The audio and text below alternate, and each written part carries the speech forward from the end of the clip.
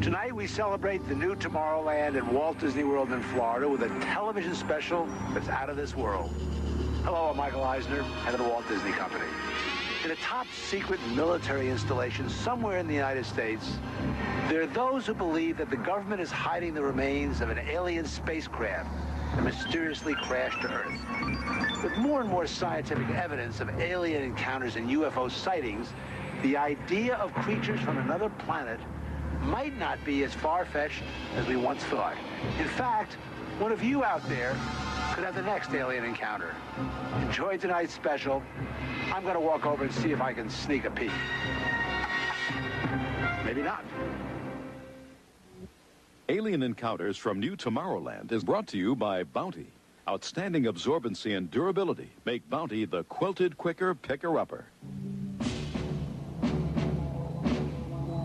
Scientific verification of extraterrestrial life forms routinely arriving on Earth.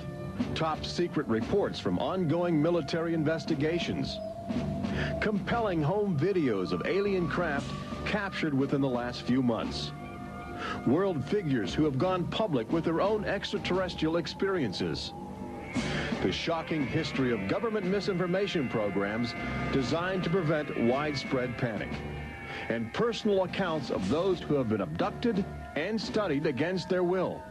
It's happened to me, it's happened to my sister, and I believe my mother. My son looks me straight in the eyes, and he says, "They took blood out of you, Mama."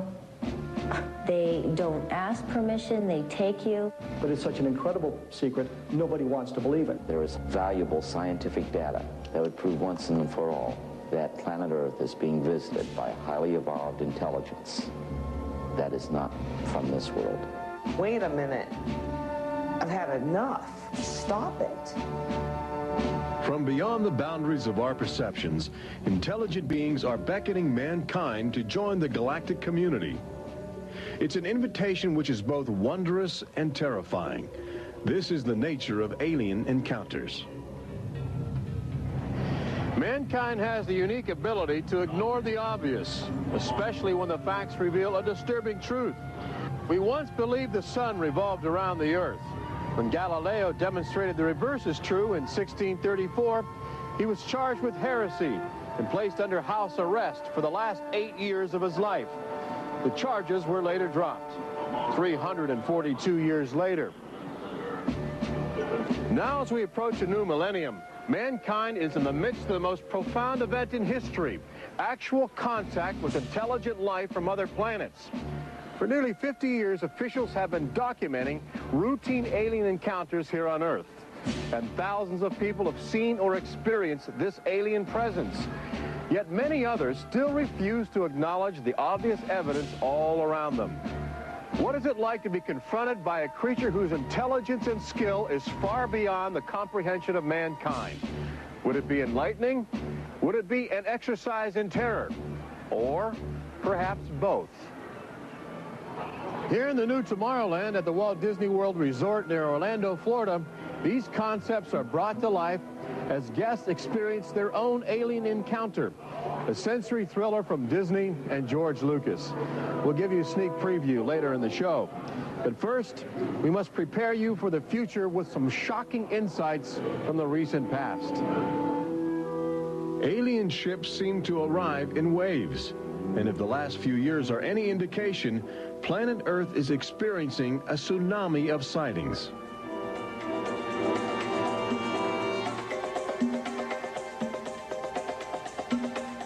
Mexico City, 1992. If you were arriving from outer space, this would be your first stop. It's the world's largest metropolitan area, easy to spot from a distance. Saucers arriving here have an affinity for military helicopters. This one was caught stalking a squadron during a national holiday celebration. Dozens of people videotaped the craft. Millions more just stared in disbelief as it covered 200 square miles of territory in a matter of minutes. Canada, 1991. In a residential area just outside Ottawa, this alien ship was photographed landing in what appears to be a prearranged site. UFO investigators claim the structure of this craft reveals a technology previously undocumented. This sighting is known as the Guardian case, named after the pseudonym of the photographer who wishes to keep his identity secret to avoid harassment from local authorities uncomfortable with the notion of alien intruders. For the last few months of 1994 and lately in 1995, Gulf Breeze, Florida has been ground zero for alien encounters. Especially during the day, extraterrestrial craft have become common ornaments in the uneasy skies. Over those dunes right there. There she is, right there. Oh my God. Residents of Gulf Breeze routinely aim their home video cameras at the horizon. More often than not, they capture an astounding alien display. Oh, there it is. Right out there. Looks like an egg on top and an egg on the bottom. You would think these alien sightings would be front page news. So why have they received almost no national attention? The answer is simple. For governments determined to maintain their authority, extraterrestrial contact is pure dynamite. There's beings from another planet. We don't know where they come from. We don't know what they're doing here. There's nothing we can do about it. Meet Captain Kevin Randall, retired Air Force intelligence officer, now a top investigator of alien encounters. Anytime a technologically superior civilization comes in contact with a technologically inferior civilization, the technologically inferior civilization ceases to exist. Not necessarily through conquest, not necessarily through invasion, but because the technology changes the underlying social structures of that civilization and it disintegrates. Those fears are reflected in a 1960 federally funded study by the Brookings Institution, which warned that public knowledge of alien life could cause civilization to collapse.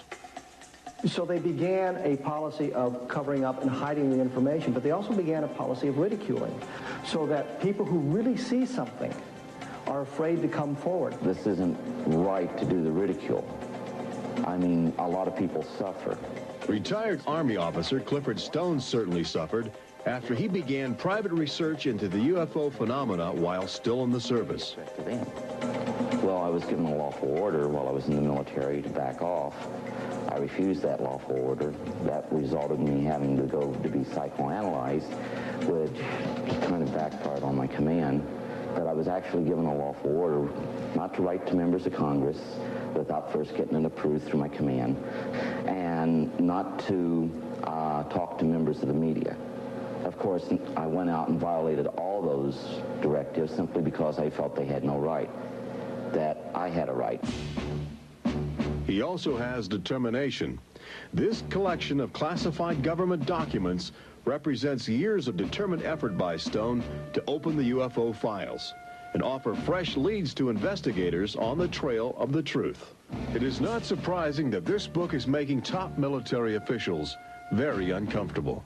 I think that some of the underlying concerns they have is the impact it will have on society as a whole if the information is ever released. But why have aliens chosen to visit our small blue planet, hidden on the distant fringes of an insignificant star cluster? Well, we invited them here. When we return, what is attracting alien visitors to planet Earth? Extraterrestrials take aim on America's military. A crashed saucer becomes a top-secret bombshell. The nation's capital becomes a cosmic crossroads. And later, how Disney Imagineers have designed a way to prepare humans for their inevitable alien encounter.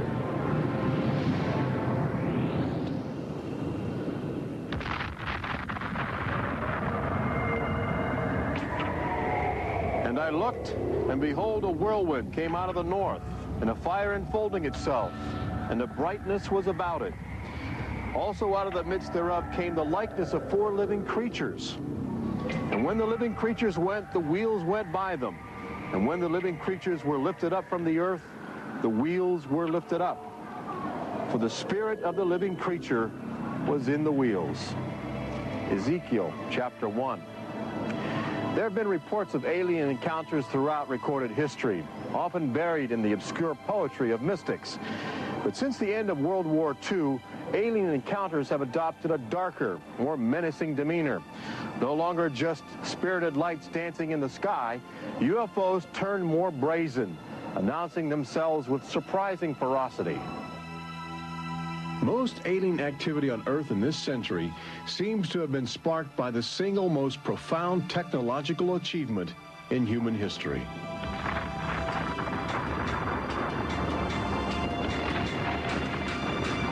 The atomic bomb did more than blow away every conventional notion of combat.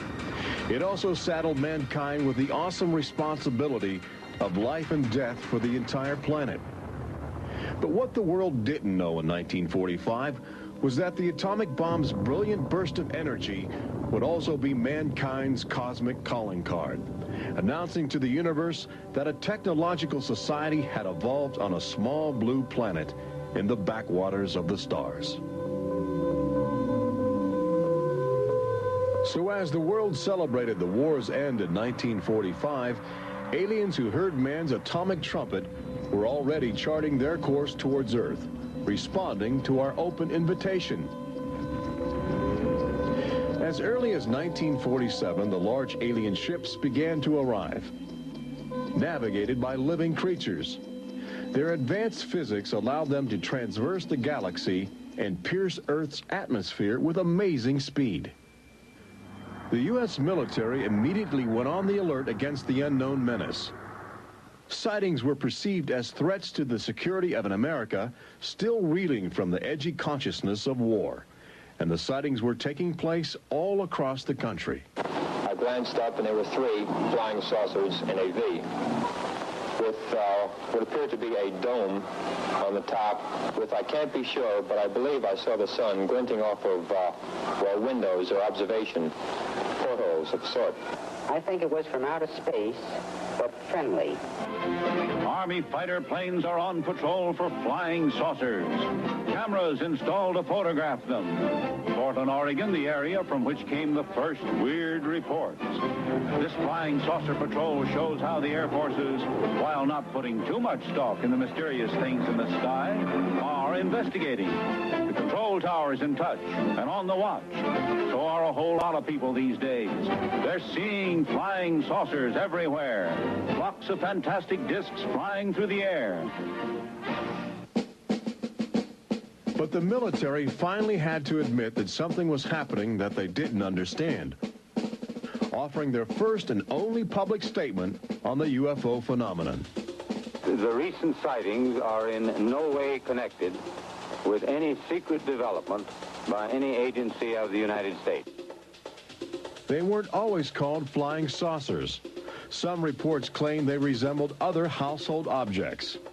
The public was fascinated and anxious to make contact. But our official response remained aggressive, sometimes sparking deadly games of high-speed, high-altitude cat and mouse. National Guard Captain Thomas Mantell played that game and quickly became a grisly statistic. His last words, as Mantell soared at an altitude of 20,000 feet, are a chilling commentary on the power of the alien ships. I'm closing in to take a look. It looks metallic and of tremendous size. It's going up now as fast as I am. That's 360 miles per hour. I'm going after it. Moments later, Captain Mantell's mission had ended. Occasionally, the tables were turned. More than one alien craft crashed and was recovered for secret U.S. military research. The most famous case took place in July of 1947, just outside the community of Roswell, New Mexico. Famous because local officials openly admitted they had retrieved an alien ship before their commanders instructed them to keep the story confidential. What you can't explain, they reasoned, you must deny. July of 1947, the Army Air Forces at Roswell announced we had captured a flying saucer. You can say our government announced in July of 1947 they had a flying saucer. 3 hours later, they announced, no, it's merely a weather balloon. The officers at Roswell made a mistake. But our government has come forward and said, yes, we had a flying saucer. Then they took it back. Any one of your viewers can go back to the newspapers on July 8th, July 9th of 1947, and just front page headline after headline that the government had captured a flying saucer. Don Schmidt from the Center for UFO Studies in Chicago is convinced that the Roswell case is the linchpin in America's ongoing alien cover-up. We have over 550 witnesses. They were there. They handled the debris. They saw the craft. They saw the bodies. They handled the crew members of that craft. And invariably, they all say, this was not from this earth. This is the actual site where the Roswell saucer was discovered, along with the bodies of 3 extraterrestrial missionaries who didn't survive the collision. The debris and the dead were impounded and taken away for top-secret study, while a classified investigative committee called the Majestic 12 was organized by President Truman. And a government cover-up was initiated with a calculated disinformation campaign. The military, I know for a fact, has established what's called disinformation programs, officially sanctioned deception programs. This is covered by a regulation at Department of Defense level that's secret. This is the case with the unidentified flying objects. I cannot say that the Roswell incident was a cover-up, but I can certainly say that the government back then and today acted like it was a cover-up and has been subject to being accused of a cover-up. The flying saucer debris at Roswell was attributed to a downed weather balloon. There was no explanation for the alien body parts among the wreckage. Before long, other sightings were dismissed as optical illusions caused by electrified swamp gas, with elaborate demonstrations staged for newsreel cameras to back up the claim. But while the Pentagon refused to publicly admit aliens had arrived on Earth, their top-secret internal memos told a different story, even detailing the various ships and the creatures they had autopsied. Meanwhile, the American people fell in love with flying saucers, sensing something playful in their alien design. Before long, even the military seemed to fall under the trance of the UFOs. Government inventors began to mimic what they were seeing in the sky, in a strategy to stumble upon the secrets of advanced alien technology. These rare films chronicle those primitive efforts. At a symposium conducted by Princeton University, weird and wonderful flying machines developed for the Army go through their paces. The flying scooter, for instance, with only a 7-horsepower motor. Or this flying what have you. Just count your fingers after starting the fans.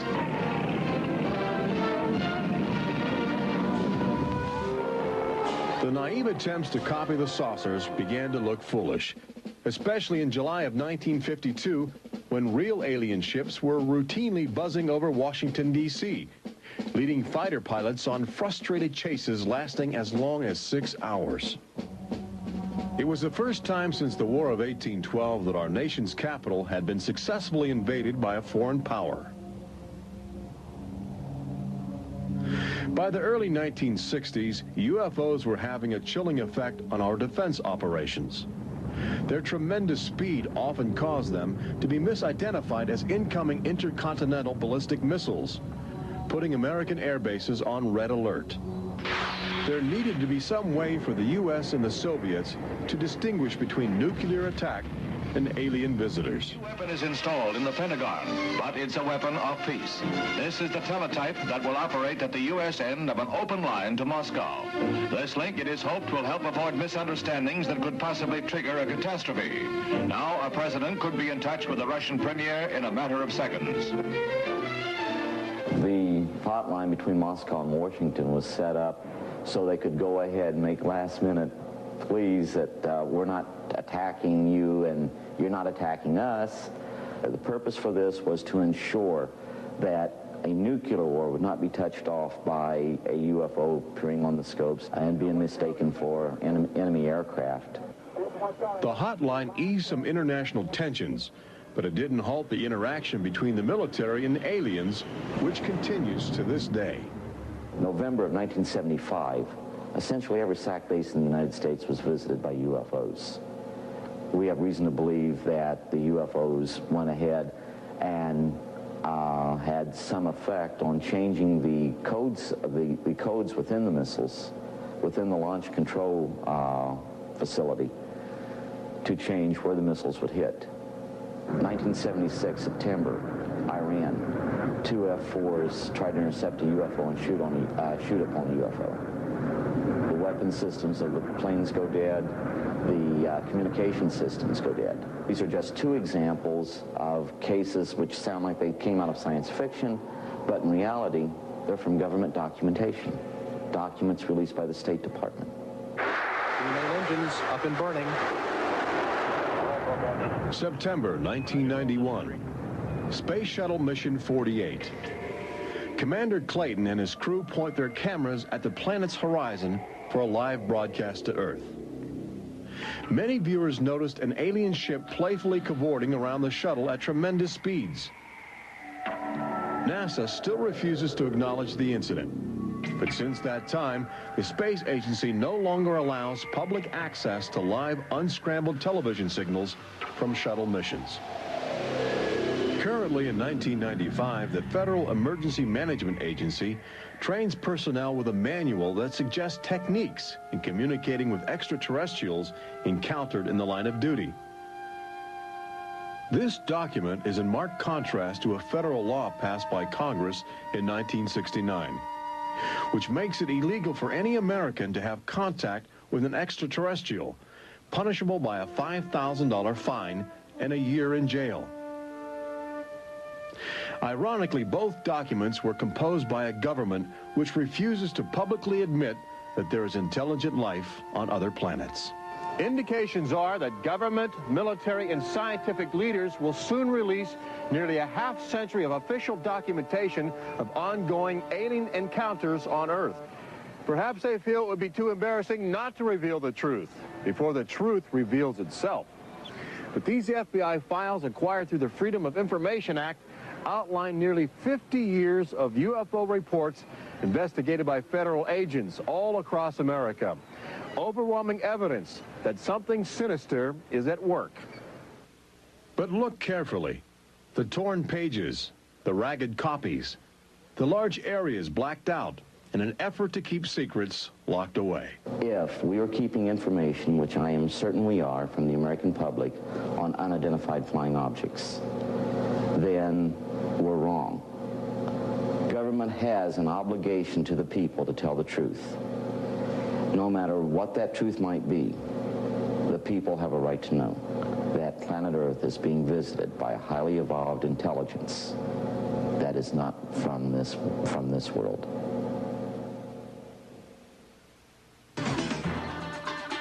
When we return, meet the people who have already experienced disturbing contact with creatures from another world. They don't ask permission, they take you. See how government is monitoring mutant life forms which have already staked their claim on planet Earth. And join Robert Urich on the fringes of the future in Walt Disney World's Magic Kingdom as Disney Imagineers prepare the public for their inevitable alien encounter. Encounters from New Tomorrowland.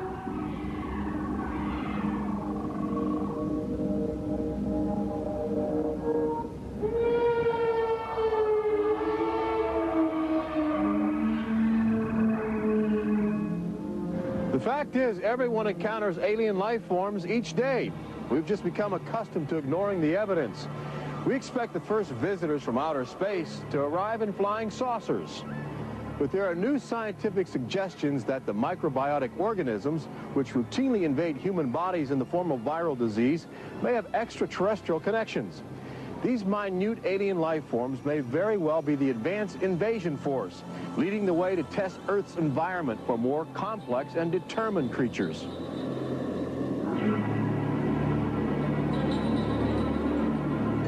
The idea is not new. Arrhenius, a Swedish chemist who died in 1927, first proposed the theory of transfermia, the notion that life is universally dispersed, possibly carried by cosmic winds across the vast expanse of the galaxy in the form of viral spores. Uncovering this mutating alien life is an ongoing government project carried out by scientific teams at NASA. They begin by collecting meteors which have landed on the barren landscape of Antarctica. Here, low temperatures preserve the alien life clinging to 4 billion-year-old cosmic debris. In a specially sealed clean room at the Johnson Space Center, these crude interstellar spaceships are carefully dissected to extract the biotic matter inside.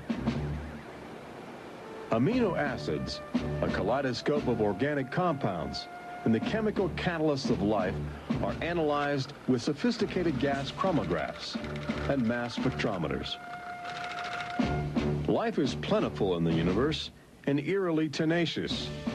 Lately, scientists have found extraordinary numbers of unknown organisms which have gained a biological foothold where we once thought survival would be impossible.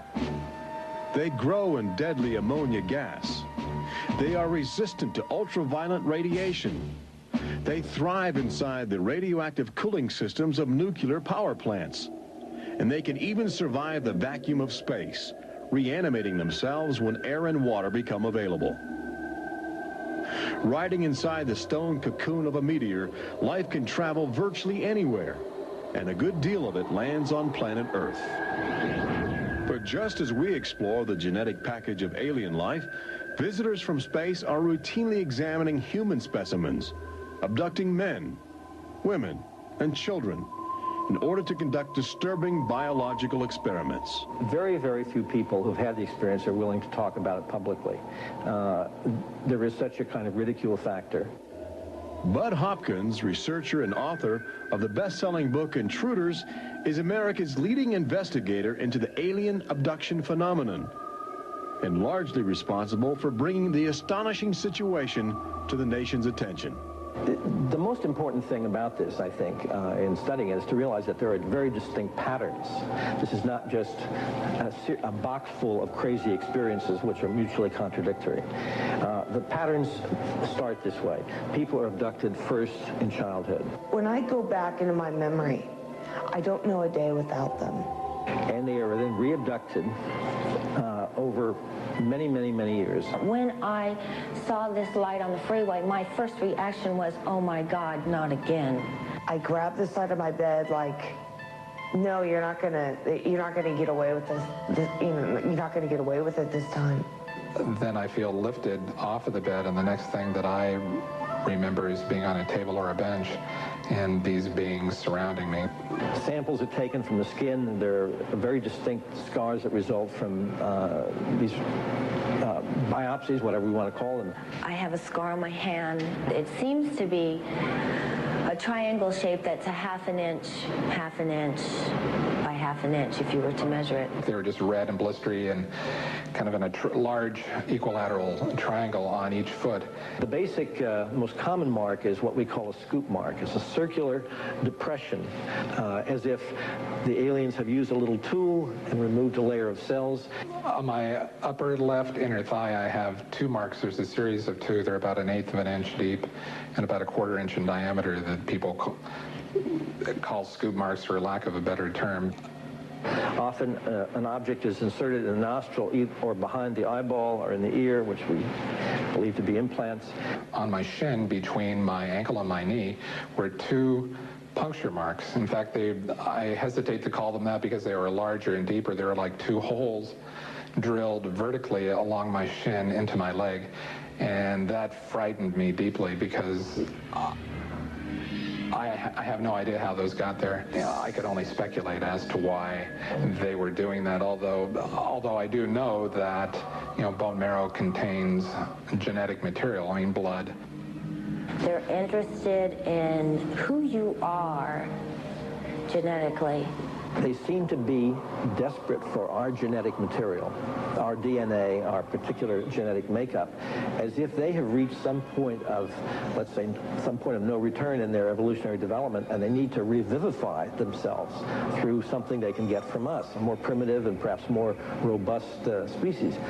People generally describe one particular type of figure as the basic alien type, which is a small figure, 3.5 to 4.5 feet tall, huge head, huge black eyes, hairless, grayish-white skin, just a tiny slit for a mouth that doesn't move, and so forth.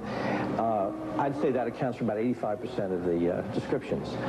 There's some that are very, they talk about the reptilian being like sexually aggressive, and then there's some that look like praying mantis that are very mean and very violent. It is a violation of your body. It's a violation of your space. They don't ask permission. They take you. On this earth, when you are raped, when you are mugged, even if you don't see that person that is doing you bodily harm, you have somewhere to go. You can go to the police and at least give a report whether they do something or not. You have somewhere to go. But in this case, you have no one to talk to. You have no one to say, this has happened to me. I've been so violated. You don't even know. And you're not ready for this. My love life went to hell. My schooling went to hell. Everything went to hell. And it's terrifying, it's not fun, it ruins your life because you have nowhere to go. Twinkle, twinkle, little star, how I wonder what you are. Up above the world so high like a diamond in the sky. Makes me want to cry.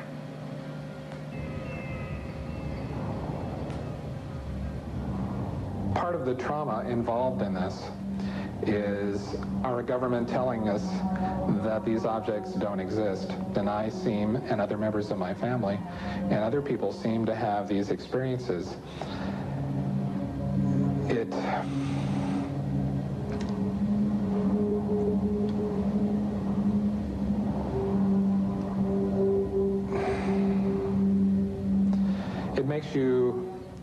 makes you doubt your sanity. The range of people who have had abductions around the world, because it is a global phenomenon, is just, it's a total range. I've worked with people who are of Oriental backgrounds, African-American background, Hispanics. I've worked with one NASA scientist, a research scientist, who is an abductee, a police lieutenant from the South, doctors, lawyers. I mean, I've had, incidentally, 7 psychiatrists come to me because of their own personal abduction experiences. The phenomenon affects people from all walks of life. And it has a dramatic effect on families. Debbie and Terry know firsthand. Both are ongoing abductees with deep concerns about the chilling connections between aliens and their children. I thought this was mental illness. Then my son started speaking about little airmen coming into his room and taking us up, and there was even one point where he said, "They took blood out of you, Mama." He wanted guarding all the time. He wouldn't go to bed at night unless I slept with him. He was angry. And the other thing is he started setting traps. One night my husband came home from work and there's these little colored stones all over the garage. And Dale, my husband, said, "What is this for?" And he says, "Well, this is when the airmen come, they slip and fall on their butts." The interesting thing about children is a sort of innocence about their perceptions. I will present these cards of different heads, and there's Santa Claus, Batman, policeman, a clown, Ninja Turtle, an alien. what we do is to see how the child responds when we get to the alien face. And it can be extremely moving, because I've seen children just collapse when they see the drawing of the alien, crying, hugging their fathers or their mothers in terror. Well, she was 4 years old, and she was past bedwetting and all of that behavior. She was beyond that, and she'd never wet her bed. And when we moved to Banning, she started having nightmares every night and wetting her bed. And a couple of weeks ago, she had a bunch of scratches on her face, and she didn't have them when she went to bed. I said, what happened? And it was funny. The only thing I could get out of her was that she asked me, do aliens hurt you? And I went, what? And a woman told me, for instance, that her little girl, when she was first able to talk, would tell her about these nightmares of what she called the bugs coming in the room. And they were big bugs with big eyes. And again, there were some physical marks, all the surrounding evidence suggesting abductions. At one point, the mother, a few years later, was getting out of the car with her daughter at a shopping mall, and the Goodyear blimp was coming over. And the little child said, Mommy, look, don't you remember when you and I were up in that thing with the bugs? The last time I had a session, in that session I actually saw Lexi being escorted by two small grays. And it was very upsetting to me. I could not handle the fact that my daughter was being subjected to something that I had no control over. And when I think you have no control over something, that you're so helpless, it's like your child's drowning or something, and you can't save them. I feel like I'm going to go crazy because there isn't anything I could do for my son. I know. One of the most interesting things, too, from a child's point of view, has to do with the fact that communication is telepathic. One little boy drew on some drawings he'd made for me of the aliens. He put on the side of the head, each alien head, a gigantic ear, just one. And his mother said, what's that? And he said, well, Mommy, I know they don't have ears, but I put that there because, you know, they can hear everything you're thinking. When we return, Robert Urich takes you to the new Tomorrowland in Walt Disney World's Magic Kingdom, where Disney Imagineers are creating extra terror, estrial excitement, preparing the public for cosmic contact with a virtual alien encounter.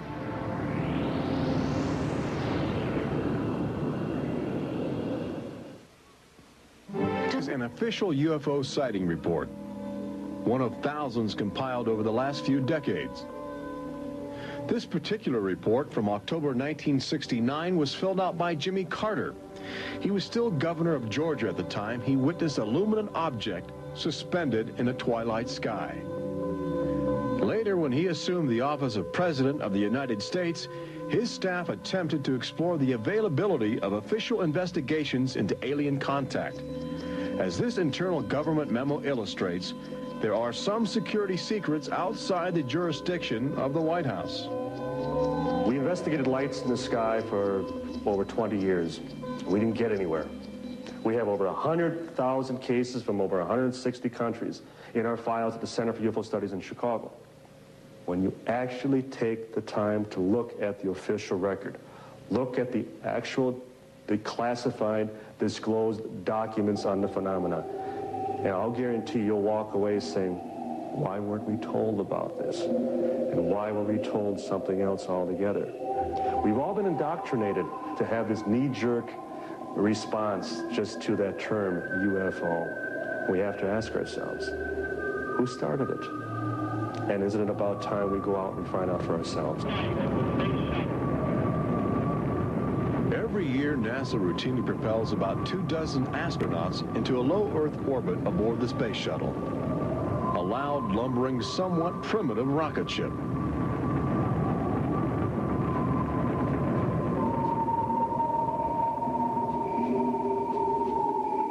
But most Americans will likely explore outer space aboard crafts of alien origin. Statistics indicate a greater probability that you will experience extraterrestrial contact in the next 5 years than the chances that you will win a state lottery. But how do you prepare for such an extraordinary event? Here in the new Tomorrowland at Disney World, scientists and Disney engineers have brought to life a possible scenario that helps acclimate the public to their inevitable alien encounter. Welcome to the new Tomorrowland Convention Center in the Magic Kingdom, where humans can enjoy their first taste of the future, as well as advanced extraterrestrial technology, and begin to understand the disturbing facets of alien intelligence. Access Technologies, an interplanetary manufacturing and marketing conglomerate, is one of the first alien firms to take advantage of this showcase facility in new Tomorrowland, introducing humans to technology which promises to seize the future. Today, guests are exploring the concept of teleportation, the ability to transmit solid matter or living creatures across the endless void of space. Inside this chamber, at the extraterrestrial alien encounter attraction, cosmic representatives will demonstrate the secrets of a brave new world. Utilizing the ominous device, two very different life forms will make contact via the teleportation process. Unfortunately, high technology can backfire if operated by careless hands. As the seat restraints lock into place and the power generators are activated by anxious extraterrestrials, these happy humans are about to discover a disturbing truth. When science fiction becomes science fact, the results could be terrifying.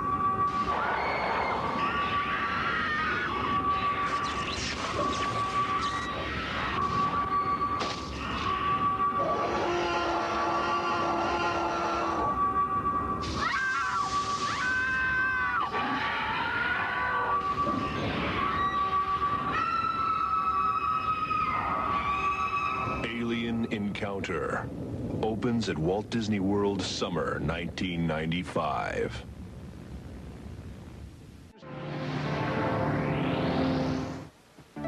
Planet Earth has always been a laboratory for alien life forms which can drop in from space or slowly mutate into bizarre, fleshy organisms at our feet.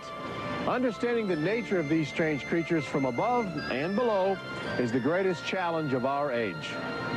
We now know that our future, indeed the future of Earth itself, rests in the balance of the solid and the ethereal, of common sense and the irrational, and our relationship with alien life as grotesque as a fungus or as glorious as the heavens.